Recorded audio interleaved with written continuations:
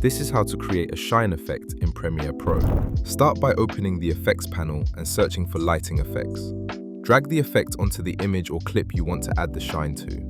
Once applied, head to the Effect Controls panel and set the ambient intensity to 100. Next, select the rectangular mask option within the lighting effects settings. Resize and reshape the mask so it becomes a thin diagonal strip. You can adjust the width of the rectangle to control how thick or thin the shine appears. Rotate the mask and position it just outside one edge of your image. Once it's in place, move your playhead to where you want the shine effect to begin. Click the stopwatch icon next to Mask Path to create your first keyframe. Now move the playhead forward to where you want the shine to finish.